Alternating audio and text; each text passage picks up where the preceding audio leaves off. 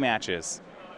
You see here a mirror also in the legacy seat. And this is 2 legacy land specialists up against each other, Jody Keith and Kevin King. The only not mirror match is the middle seat, Dan Jessup versus Todd Stevens. Dan playing Grixis Shadow, one of the top decks here in Modern, and Todd Stevens, a deck which he believes to be meted to be a counter to Grixis Shadow. Right. But we'll start with Standard here. Jim Davis wins the die roll and leads off on Village Messenger, the Raging Goblin Werewolf you were talking about. And given the contents of Tom's main deck, he can't feel great about losing the die roll here. Some one-win haste on his side as well, though. His is Bomat Courier. That'll prevent the Werewolf from flipping. Right, there is that check on the first turn to make sure that Village Messenger doesn't transform. Yeah, a lot of decks just generally won't have action on turn 1 and sometimes turn 2, so the Village Messenger often transforms. Now it will transform here, but maybe not in the way that Jim wanted. He had no land and no play there on the second turn. Yeah, the no land's bad. He's got this shock in his hand, though. Shock Bomat Courier. Now Jim was on a mulligan to 6, does look like. He's going to want to hit that second land at some point. It looks like Tom Ross has more lands rolled up and likely some removal spells for Jim's creatures as well. Yeah, Tom has multiple copies of Magma Spray in hand. See Jim casts Earthshaker Kenra and attacks. It's a good one to Magma Spray. Yeah, there's a Kenra and a Village Messenger attacking, and Tom, why not both? He'll shoot a Magma Spray at each of them and go back to his untapped. See, on-crop Crasher at the ready. Yeah, if Tom curves out on top of that, getting both those creatures out the battlefield puts Tom in a very good position. He'll attack for 3 and send Jim to 16. Now Jim did hit his second land that last turn. See in his hand, he has another Kenra, an Incendiary Flow, and Chandra Torch of Defiance. So ways off of casting that Chandra. He can play with these cards. The thing about these decks, though, is that so many of the creatures in these 2 decks have haste. That Incendiary Flow, he's going to want to fire that off straight away. He's already taken 3 damage, though. He's going to take a hit off of any other haste creature being added on the following turn. Yeah, he will go for the Incendiary Flow on the on-crop Crasher. Sends it into exile. But Tom pulling ahead on these lands, and now we see double Kenra from Tom Ross. And once your mono-red opponent in the mirror starts double spelling, you're in a lot of trouble. He needs to find answers to all these creatures, especially given that Tom's at 18. That's just too much life to try to cheese him, especially with no board presence. And Jim's down to 11. The only 2 castables in his hand are his own Earthshaker Kenra and a Falconwrath Gorger. You see, if he does hit lands, he has a curve out available, on-crop Crasher into Chandra. But for now, Jim will cast the Kenra as a blocker. Tom is light on resources. You know, he's only drawing up to his second card in hand, but any removal spell is great here. Yeah, he'll abrade away the Kenra and swing, so Jim's at 7. Tom now out of cards, but if you look, he has Ramunap Ruins, 2 deserts, and also if these Kenras hit the graveyard, they do Eternalize for just 6 mana. Yeah, and that is really one of the strengths of this mono-red aggro deck in Standard. The fact that if you draw these specific cards, flooding's not really an issue. You can start shocking with your lands. Eternalizing the Kenra hits for so much damage. Yeah, on-crop Crasher is his play. He'll cast it as a blocker. But one thing, all the creatures in these decks seem to just trade with each other. One drops, 2 drops, or 3 drops. And that is really one of the selling points of Earthshaker Kenra. When that one trades, it just comes back. And Tom draws Chandra, removes the blocker, and attacks for 4. That's going to seal this one up. Yeah. Tom just has 4 different sources for 2 damage on the following turn. The Chandra, the 2 Kenras, the Ramunap Ruins. All right, so game 1 will go to Tom Ross. That situation really hitting his land drops. Once he got ahead, it didn't feel like Jim had a catch-up mechanic, a way where he could, you know, every card was just trading 1 for 1, and Jim could only play 1 card per turn. So once he was behind, it didn't feel like he could do anything there. Yeah, and that's going to be the nature of these mono-red decks. There's just so much going upstairs. It's all about haste creatures, trying to manage the board, getting ahead, and staying ahead. All right, I do want to look at some of the sideboards. Starting on Jim Davis's side, he has 2 Blazing Volley, 2 Chandra's Defeat, 2 Abrade, 2 carries Zev's Expertise, 2 copies of Akum Firebird. We actually saw that yesterday out of Mono Red.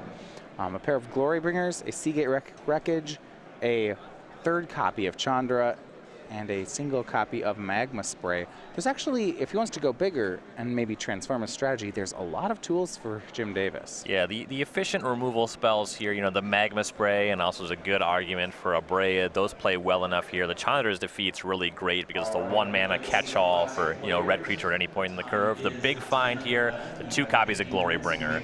The fact that this is a haste body that also can kill something the turn that you cast it, that's so powerful in this matchup when things are all just about haste creatures, killing your opponent's creatures, and managing the board. Yeah, if you want to just load up on removal spells, a removal spell that's also a threat is particularly nice here, which Glorybringer does. And he does it. Speaking of the removal spells, you mentioned that Chandra's Defeat, Abrade, Magma Spray. He'll have a lot more tools for the second game. Yeah, that stuff all looks quite good here. And interestingly, if you look at Tom Ross's sideboard, he does not have as much removal. So we get on the list. He does have 3 copies of Blazing Volley. Jim's deck with some number of 1 toughness creatures. But looking at these other cards, Tom has threats in his sideboard instead of answers. Right, and that's really the nature of his deck. He's committed to the build to smash. I do like these Ether Sphere Harvesters quite a lot. Both being a 5 toughness creature, the fact that it has some evasion and can gain lifelink, that's going to be really powerful here. Handweaver Garrison dodges some of the removal. You know, you've seen shocks or magma sprays or what have you. This card can be quite good in the red mirror. It also can block a lot of the creatures pretty positively. I was going to say, my favorite part about Handweaver Garrison here is that it's a 2/3. Right. And we watched that whole game full of 2 toughness creatures and how they all would trade, and Garrison actually can be... Blocks well and attacks better. He's got a Chandra's Defeat of his own. That one's quite good. And I like the carry Zev's Expertise a good amount. There's going to be some turn where you can grab one of Jim's creatures, especially if you get that Glory Bringer. Yeah, so without them seeing each other's deck lists, you're saying that Tom Ross's carry Zev's Expertise, that one's pretty good. Jim Davis's is less good. Will the players get to know that, though? You obviously don't know exactly what they're sideboarding, but the options are pretty limited. It's just a mono red mirror, and Tom's deck, the spirit of it, you know, he knows he's playing Built to Smash. He knows that not everybody is. You can also, these guys have played each other plenty of times in the tour. You got to know that Jim is not a Built to Smash guy. Do you think that Tom Ross is still going to have the Built to Smashes in his deck for these next games? On the draw, it might be a little bit tough. You probably want to maintain some because of how well it plays with Ether Sphere Harvester. Yeah, I mean, that sounds great. But maybe you trim them. On the play, there's a good chance he just wants to leverage them. If Jim's plan involves blocking or casting a removal spell in combat, he'll be able to generate some good value with that card. Yeah, well, we will see in the second game. And over at StarCityGames.com, we have our weekly sale, but this is our last day of it, so you're going to want to head over to the store. We've been selling 20% off select full art basic lands. So whether it's original Zendikar, Battle for Zendikar, Unhinged, Unglued, or Amonkhet, those are on sale, but that sale ends tomorrow morning. So pick those up today and check out and stop by tomorrow to see next week's weekly sale. Big fan of Unglued lands. I have the most forest by a good margin, which is a little embarrassing. I should probably pick up some more islands. Goes good for that Dungrove Elder deck that you like to play. That guy loves forests. I opened a box of Unglued many years ago because I valued neither my money nor my time. It's kind of a wacky, limited environment, but yeah, mostly it was about opening the cool lands.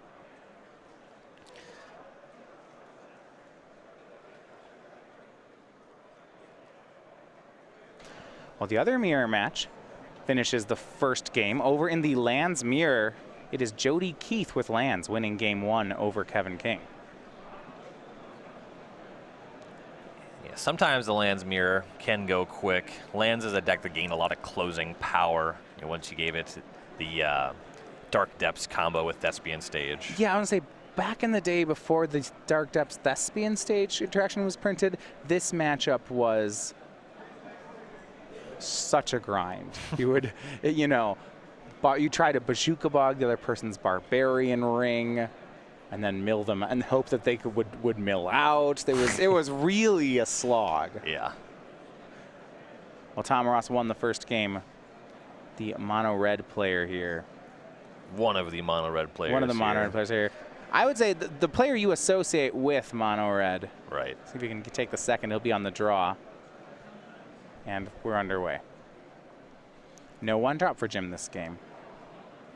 Tom, he'll play one. Bomat Courier. No, not worried about magma sprays on this side. If the 1/1 swings in. If it dies, it dies, right? You're not going to not make that play because of a magma spray. And it's carries out Skyship Raider for Jim Davis. Now, I want to know if Tom attacks into this carry Zev. Oh, yeah, I hope so. Put the fear of built to smash in him. Plays another Bomat Courier and swings them both. No, he will abrade away the carry Zev and just attack for 1. Okay, that's acceptable. Makes attacks with 2 Bomat Couriers and doesn't have the built to smash.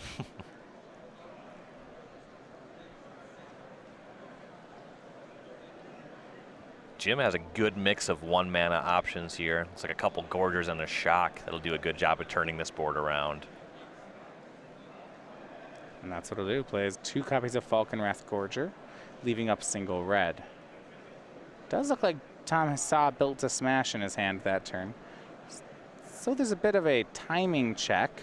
Built to smash for 1 red gives a creature +3/+3. If it's an artifact, it gains trample, but can only target an attacking creature.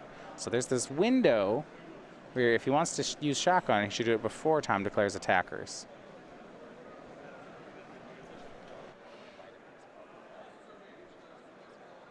And Tom has 4 cards in hand. Sometimes you want to kind of leverage exactly how good you think the cards under the Bomat Courier are. Right. Or how good your hand is. He currently just 2 cards under the first Bomat Courier. So trading 4 for 3, generally not a very inviting option. Yeah, and actually he does have that built to smash, but you see Tom respecting the single red up from Jim and not attacking. Yeah, getting shocked there would be far from ideal. Right, and in these post-pro games, I was going to say you'd players build up to things like Chandra, but here's a sideboarded Blazing Volley from Jim Davis. Speaking of far from ideal. Yeah, that's nice. For 1 red, deals 1 damage to each creature that his opponents control. That hits both of Tom's creatures. And Jim can swing for 4 with these Falconwrath Gorgers. That means that Tom's plan of turn 4 Chandra here isn't actually a safe play on the board. Right. He has the plus loyalty. Doesn't look like he has any options for spells to cast there. So likely just converting that into a shock. Yeah, the other option is if you plus it, then it will go to 1, and you have to plus it again the next turn. He may just -3 it. Yeah, he has 2 Chandras. You know, maybe you just have to kill something. And that's the play Tom will make. Forced into that line because of Blazing Volley, Tom was hoping to use his 1/1s to block for Chandra. And Jim does have a Glorybringer waiting in the wings. 1 more land drop, and that one is going to be loose. Here's the Hanvir Garrison. And you're right, Glorybringer as a follow-up. This is a tough spot for Tom. Can use his Chandra, the second one, to shoot down the Garrison, which he probably has to, but then he'll lose his second Planeswalker. Right. Just a 4-mana Flame Slash. And that'll be the play. And here's Falconwrath Gorger. It's going to try to block for Chandra. And Jim still has that shock. Yeah, that's not... Yeah, waited on that one with the Couriers because he was able to clean them both up. I'm wondering if he'll end step it. Okay, he does. There was an argument for Jim to not cast the shock and then just see if he drew the untapped 5th land. Well, exerting Glorybringer when he could just attack with it is not ideal. Yeah, obviously, like using the shock when you can kill the creature otherwise, maybe it's a waste of a shock. But there's going to be something else that he wants to kill. Right, like, so he didn't hit the land. You know, he could have shocked main phase here and then done the same play. Right. Another result in our modern match. It's a sweep for the team on the right here for Team Dapper and the Bayou Boys. Todd Stevens takes game 1 over Dan Jessup. Team doing pretty well here. Or it's Dapper Todd and the Bayou Boys, because Team Dapper is when he plays with DeCandio and Tannen Grace. Yeah, the other players would be wearing fancy dress. Brennan DeCandio, best of luck to him, not at the event today. He is en route to Kyoto, Japan to play in the Pro Tour next weekend.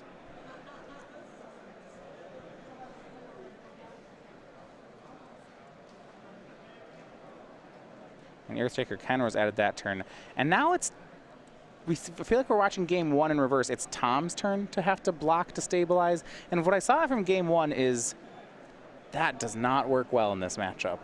And if you look at the cards in the player's hands, Jim just has his sideboard cards that allow him to go over the top. He's waiting on that Glory Bringer. Tom has Karyzev's Expertise. That's only going to be able to allow him to chip in for a small amount of damage. Once you're behind, you can't convert that stuff. And this was one of my worries when you were talking about the card Built to Smash in the post-sideboarded games. Tom's had a Built to Smash in his hand the entire game, but this card, okay, so he has, a correction there. I believe we have Karyzev's Expertise. That's what you mentioned? Yes. Okay, so can steal that Glory Bringer.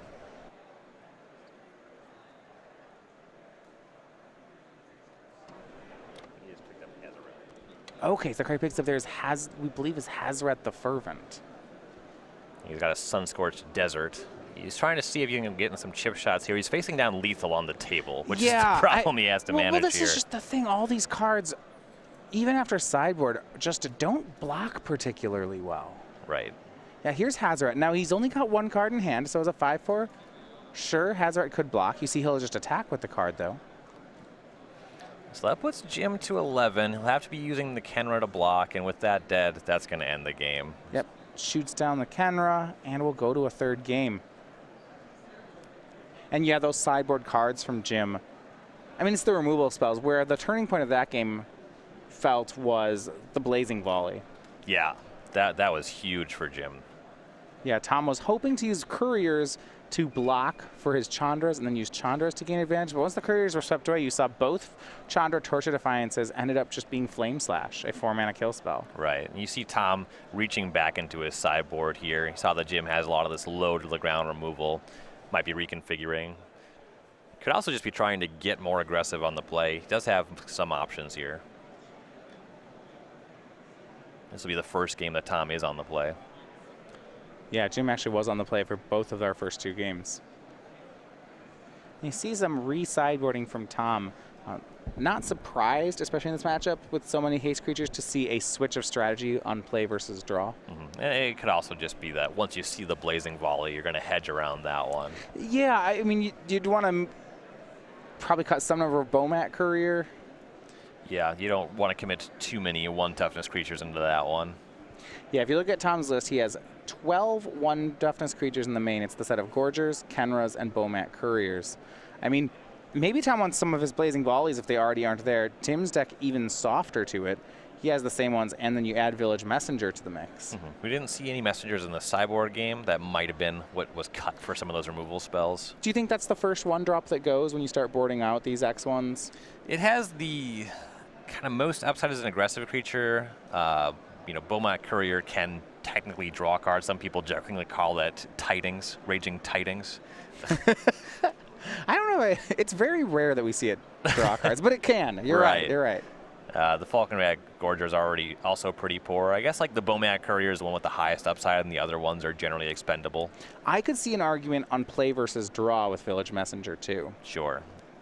On the draw, I don't really like it. Yeah, the haste. You technically are making up some value, but it's just a 1/1. Your opponent will more likely be able to cast spells.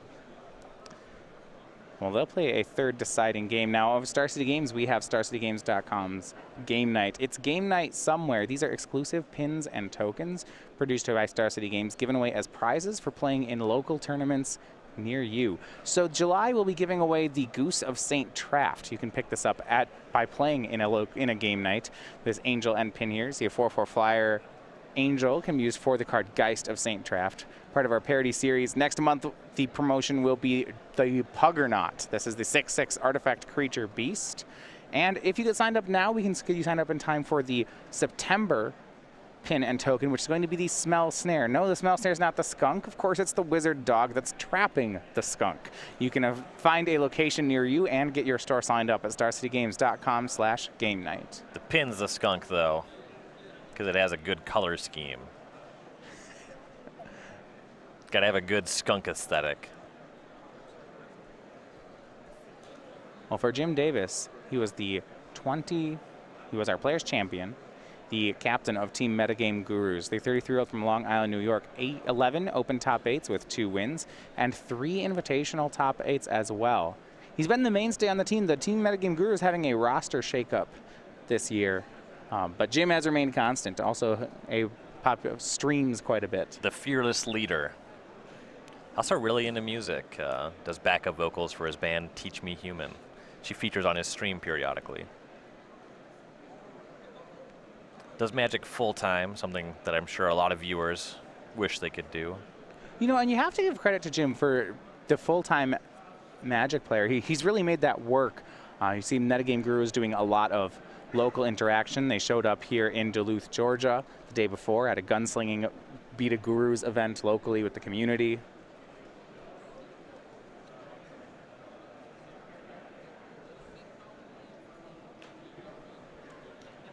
Andrew and Dan Jessup on Gurus this year, though they switched. Some of the roster switches changed.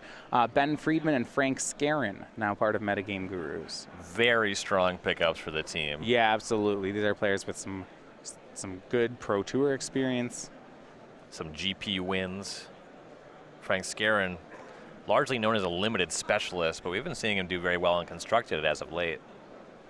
Yeah, he really broke on the scene with Grand Prix Charlotte, winning that event in Limited back in Gatecrash, I believe it was.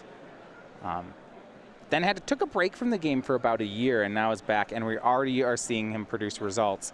And I do want to mention, this is a much better tournament also for the Gurus. We did see our last team at Metagame Gurus really have a similar day one, where they were atop of the standings, and then really had a 2-4 day two to miss the top 8. They have some ground to make up if they want to win this match. Yeah, and the ground they have to make just keeps getting longer. We have another result, and this is our first match completed. It is the Landsmere in the Battle of the Land Specialist. It is Jody Keith who is victorious at 2-0. He wins the match. I would have guessed that the Landsmere would have taken longer than the Mono Red Mirror. I would have been wrong. Well, I mean, we mentioned that. I sometimes wonder if Lands just has this reputation that's undeserved now. So you think of Lands as, it's going to take forever, which if we were playing 10 years ago, yes. Yes, it does. But the deck really has some speed to it now. Yes. Game number 3, Tom Ross on the play. No 1-mana play here. Looks like he does have Soulscar Mage that he's picked up. He'll cast that on turn 2 and pass. Some bad news for Tom Ross. 2 land drops so far, both Ramunap Ruins. That one makes him take some damage for red mana. Right, now this is normally a free card to run in mono red because they don't need that many red mana sources, they just need lands. So once you have 1 mountain, sure, you tap them for colorless most every turn, just like you would a Shivan Reef. But the issues with Shivan Reefs is that when all of your lands do that, then the damage just piles up. Compounded by the fact that we are in the red aggressive mirror, of course. Yeah, Earthshaker Kenra attacks and adds 2 damage. No blocks by Soulscar Mage. Tom is looking for a 3rd land here, and I believe he missed. He picked up Aethersphere Harvester, which is good if he finds that land. Just has to say go. You're right, the Harvester's neat because even if Tom falls behind here, and it looks like he's going to, this is one of the few cards that I think could help him catch back up. Right. The fact that it has the lifelink, the fact that it represents a good blocker, and then gets to attack on the next turn if he needs that life. Yet there's so few good blockers in this matchup, but Harvester's one of them. Yeah. Now, he'll still need it soon. There's always a chance that Jim does something like plays his Hanvir Garrison here. And if he does, Tom better have a blocker. Or a removal spell. And the really nice thing to like about the Harvester is that you can't use anything like Earthshaker Kenra or On-Crop Crasher to stop it from blocking. You just crew it once your opponent has declared attackers. Of course, Tom has to find another land and be able to cast it. And I like the sequencing here from Jim. Plays a land and then attacks. He'd like this trade to happen. Tom won't give it to him. And now we'll see how he wants to follow up. There is a Garrison in Jim's hand. He'll just pass, though. Yeah, do not want to play that Garrison into a potential Abrade. And I like this from Jim. He's capitalizing on the fact that Tom is missing land drops. Saying, well, I don't really want you to Abrade here, as you mentioned, because that would allow Tom to convert his mana. By passing, Tom, as you saw, just drew a card, did nothing with his lands. Yeah, and there's also not any strong incentive for Jim to turn up the heat, because as long as both players are casting spells, Tom's just taking 1 or 2 damage off of every exchange. Right, he's taking more off each exchange, and also if you look at Jim, Jim has the 4th land in his hand. He has maybe even the 5th land in a Glorybringer. So Jim says, yeah, if we just hang out. I mean, Tom missed the 3rd land drop. Jim says, hey, show me you can draw a land on this turn. If we just trade land drops, I'm going to make Glorybringers. You can't beat that. Right.